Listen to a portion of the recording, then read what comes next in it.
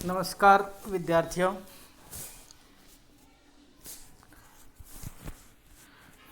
राजकीय कन्या महाविद्यालय में आपका स्वागत है। मैं doctor Mohanlal Goswami, assistant professor राजनीति विज्ञान। सबसे पहले तो मैं कार्यवाहक प्राचार्य होने के नाते आप सबको शुभकामनाएं देना चाहता हूं कि आप सभी का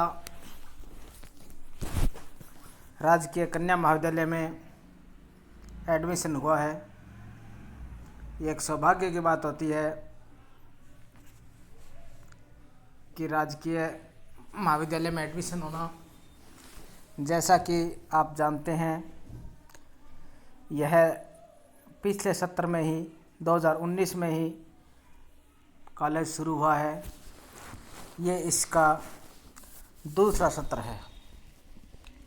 अभी यह महाविद्यालय अस्थायी भवन, Suratgarh road, sector 12, GGS school के सामने संचालित है। जल्द ही नई बिल्डिंग का निर्माण शुरू हो जाएगा, ऐसी मैं उम्मीद करता हूँ। सभी विद्यार्थियों को बीए फर्स्ट ईयर में 3 वैकल्पिक विषय लेने होते हैं, जैसे राजनीति विज्ञान, हिंदी साहित्य, भूगोल। ऐसे 3 वैकल्पिक विषय आपको लेने होते हैं। जो ऑनलाइन फॉर्म आपने भरा, क्योंकि इस बार पूरा सिस्टम ऑनलाइन था, जो ऑनलाइन फॉर्म भरा है उसमें जो प्रथम चॉइस थी पहले 1 नंबर पर, वही चॉइस आपको दे दी गई है। वो सब्जेक्ट आपको अलॉट कर दिए गए हैं। ये लिस्ट भी मैं बाद में ग्रुप में शेयर कर दूंगा। इसमें 3 वैकल्पिक विषय होते हैं और 4 कंपलसरी होते हैं। कंपलसरी 4 विषय हैं: हिंदी, सामान्य इंग्लिश, कंप्यूटर एप्लीकेशन और पर्यावरण अध्ययन। ये 4 पेपर सिर्फ पास करने होते हैं, इनको परसेंटेज में नहीं जुड़ता है। फर्स्ट ईयर में पास करते हैं, फिर भी नहीं पास करते, ड्यू रह जाता है। सेकेंड ईयर में फिर पास करने होते हैं, और फाइनल ईयर में अगर नहीं होता तो फाइनल ईयर में पास करने होते हैं। पर ऐसा नहीं हुआ, फर्स्ट ईयर में पास कर लीजिए इसको, फिर नेक्स्ट ईयर सिर्फ 3 वैकल्पिक विषय, ऑप्शनल विषय ही रहेंगे। ऑप्शनल विषयों में सभी में 2 पेपर होते हैं, फर्स्ट और सेकंड। भूगोल में अलग होता है, उसमें प्रैक्टिकल भी होता है। जैसे राजनीति विज्ञान है, इसमें 2 पेपर होंगे। 100 नंबर के 2 पेपर होंगे। पहले पेपर का नाम है राजनीति विज्ञान के मूल आधार, और दूसरे पेपर का नाम है भारतीय राजनीतिक विचारक। यानी राजनीति विज्ञान के मूल आधार और दूसरा भारतीय राजनीतिक विचारक। ये 2 पेपर होंगे, फर्स्ट और सेकंड, 100 नंबर के। इसमें 5 यूनिट होती है। सिलेबस में आप देखेंगे 5 यूनिट बनी हुई है। इसमें क्वेश्चन पूछने का एक पैटर्न होता है। पहले 10 प्रश्न आएंगे, प्रत्येक प्रश्न 2 नंबर का होगा। कुल 20 नंबर हुए। इसका उत्तर 50 शब्दों में देना होता है। 50 शब्द यानी एक लाइन में मोटा मोटी 10 शब्द मानते हैं, 5 लाइन, 5 या 6 लाइन। 50 शब्दों में आपको उत्तर देना होता है, 5 या 6 लाइन में उत्तर देना होता है। ये 20 अंक हुए। बी भाग में आएंगे 5 प्रश्न। 5 में आंतरिक विकल्प होगा, यानी अथवा में होंगे। 5 क्वेश्चन है, उसमें अथवा में 5 होंगे। दोनों में से एक करना होता है, और 7 नंबर के होंगे। तो तो 5 प्रश्न प्रत्येक 7 नंबर का 35 नंबर के हुए। यानी आपको आंतरिक विकल्प मिलता है, 5 यूनिट में से एक एक क्वेश्चन आता है, एक एक करना होता है आपको। सहभाग जो होता है उसमें कुल 5 प्रश्न आएंगे, 500 यूनिट में से एक एक, परंतु 3 प्रश्न करने होंगे आपको। 3 प्रश्न, प्रत्येक प्रश्न 15 अंक का होता है, 15 नंबर का होता है, तो 45 अंकों का ये पार्ट हुआ। यानी पहला पार्ट 10 प्रश्न करने हैं, 2-2 अंकों के हैं, 20 अंक। दूसरे में 5 प्रश्न करने हैं, प्रत्येक 7 अंक का है, उसमें आंतरिक विकल्प है 35 अंकों का। और तीसरा 5 क्वेश्चन आएंगे, 3 करने हैं, प्रत्येक 15 नंबर का, 45 नंबर का। यानी 100 नंबर का, 100 अंकों का एक पेपर होता है, जो कोई ज़्यादा मुश्किल नहीं होता है। ऐसा ही सेकंड पेपर में होता है, अन्य पेपरों में होता है।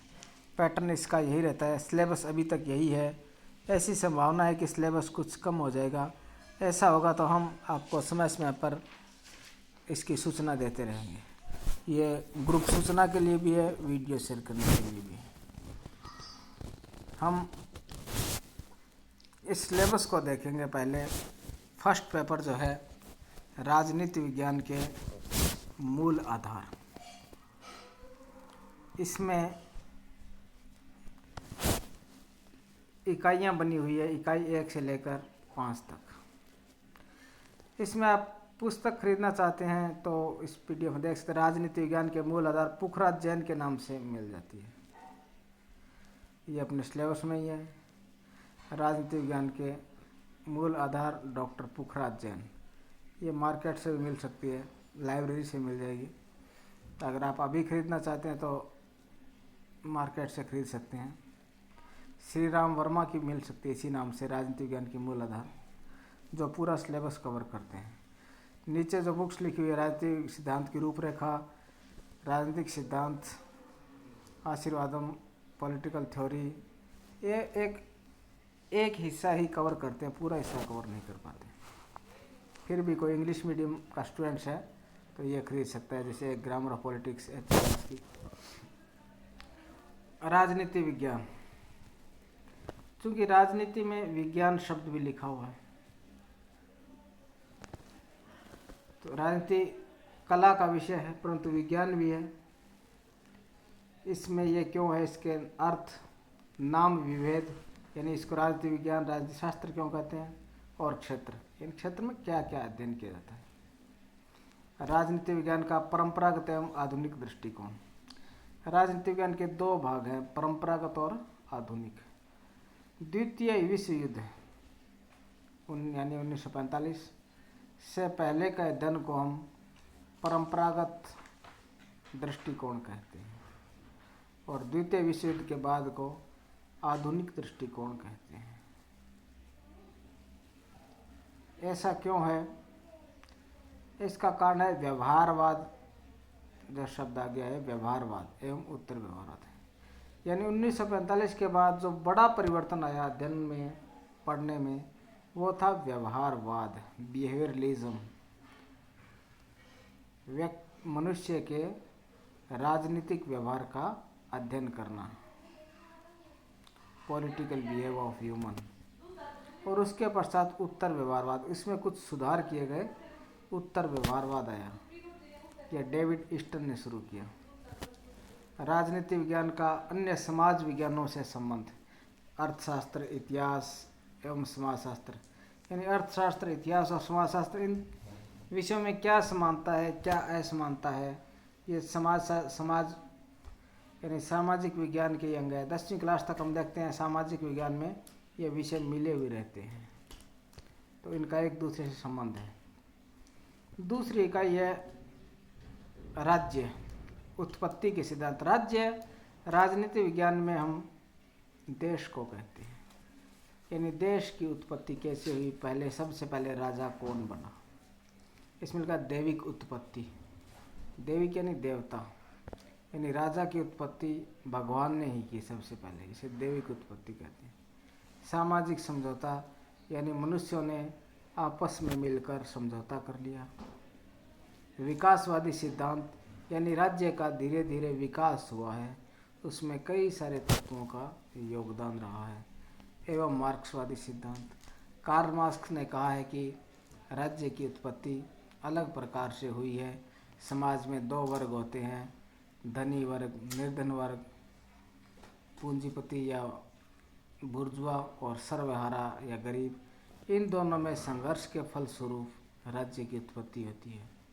राज्य की प्रकृति यानी राज्य किस प्रकार का होता है, इसका आंगिक सिद्धांत यानी मनुष्य से तुलना की जाती है मनुष्य शरीर के साथ। लोक कल्याणकारी राज्य की अवधारणा यानी राज्य का काम है जनता का कल्याण करना, जैसे सड़कें बनाना, बिजली की व्यवस्था, पानी की व्यवस्था, जिसमें राज्य का आर्थिक लाभ नहीं होता परंतु जनता का फायदा होता है।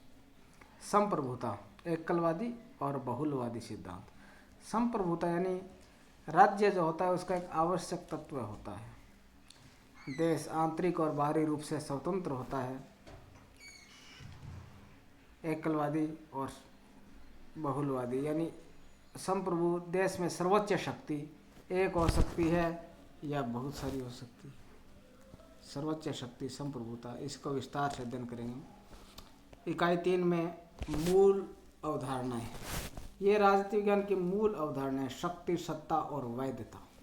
शक्ति क्या है, सत्ता किस तरह होती है और उसको वैधता लेजिटिमेंसी कैसे मिलती है। अधिकार, स्वतंत्रता, समानता, न्याय और कानून, ये कंसेप्ट है। इनका सही अर्थ क्या होता है, स्वतंत्रता का, समानता का, न्याय का, कानून का, इसके बारे में विभिन्न विद्वानों के क्या मत हैं, इसको हम विस्तार से आलोचनात्मक दृष्टि से देखते हैं। इकाई 4 में प्रजातंत्र एवं अधिनायक तंत्र। प्रजातंत्र या लोकतंत्र, जनता का तंत्र डेमोक्रेसी, और इसका विपरीत अधिनायक तंत्र तानाशाही। इसमें भी संसदात्मक और अध्यक्षात्मक प्रणाली, जैसे देश में संसदीय व्यवस्था हो सकती है जैसे भारत में है, ब्रिटेन में। अध्यक्षात्मक प्रणाली जैसे अमेरिका में है। इसकी क्या विशेषताएं हैं, क्या लाभ, क्या हानियाँ। एकात्मक और संघात्मक, देश या राज्य एकात्मक हो सकता है जैसे ब्रिटेन है, संघात्मक अमेरिका, या दोनों का मिश्रण हो सकता है जैसे भारत। ऐसे ही राजनीतिक दल क्या है, दबाव समूह, अल्पसंख्यक प्रतिनिधित्व की अवधारणा एवं आनुपातिक प्रतिनिधित्व। ये हर देश में समाज में कुछ अल्पसंख्यक होते हैं, भाषा, धर्म के आधार पर या अन्य आधार हो सकता है, उनको किस तरह से प्रतिनिधित्व दिया जाता है उसके मेथड है। इकाई 5 में है सरकार के अंग एवं उनके कार्य, समकालीन प्रवृत्तियों के संदर्भ में। सरकार क्या है, सरकार यानी हर सरकार के 3 अंग होते हैं। एक व्यवस्थापिका, हर देश में जो कानून बनाने का काम करती है। इसका नाम अलग अलग देशों में अलग अलग हो सकता है। भारत में इसका नाम संसद है, पार्लियामेंट। ब्रिटेन में पार्लियामेंट कहते हैं, अमेरिका में कांग्रेस। पर मुख्य काम इसका कानून बनाना है। दूसरा होता है कार्यपालिका, जो उनकी लागू करती है, सभी देशों में वो लागू कर देती है। और न्यायपालिका, जो कानूनों के आधार पर न्याय करती है। न्याय उसी आधार पर करेगी जो कानून बने हुए हैं, अपनी तरफ से नहीं करेगी। तो इनके क्या काम है और क्या टेंडेंसी है, प्रवृत्तियाँ हैं। ऐसे शक्ति पृथक्करण का सिद्धांत, यानी 3 अंग हुए, तीनों अलग अलग होने चाहिए। मॉन्टेस्क्यू नामक विचारक ने विचार दिया शक्ति पृथक्करण, सेपरेशन ऑफ पावर। व्यक्ति की स्वतंत्रता के लिए शक्तियों का पृथक्करण, यानी व्यवस्थापिका, कार्यपालिका और न्यायपालिका अलग अलग होने चाहिए, ये विचार दिया गया। सुशासन एवं भूमंडलीकरण, शासन होता है परंतु वो सुशासन, अच्छा शासन कैसे हो सकता है। भूमंडलीकरण, ग्लोबलाइजेशन, यानी पूरी दुनिया आज एक हो रही है, उसमें 3 चीज़ें होती है, L, P और G। एल का मतलब लिबरलाइजेशन, निजीकरण, उदारीकरण। यानी उदार नीतियाँ अपनाई जाती है। पी का मतलब प्राइवेटाइजेशन यानी निजीकरण, और जी का मतलब ग्लोबल लिबरलाइजेशन प्राइवेटाइजेशन, और जी का मतलब ग्लोबलाइजेशन भूमंडलीकरण। ये इसी के अंग हैं। तो ये 5 यूनिट है, इनमें से क्वेश्चंस आते हैं, इसी को अपने पढ़ना होता है। इसी को आपको टॉपिक वाइज समझा दिया जाएगा, ज़्यादा मुश्किल भी नहीं है।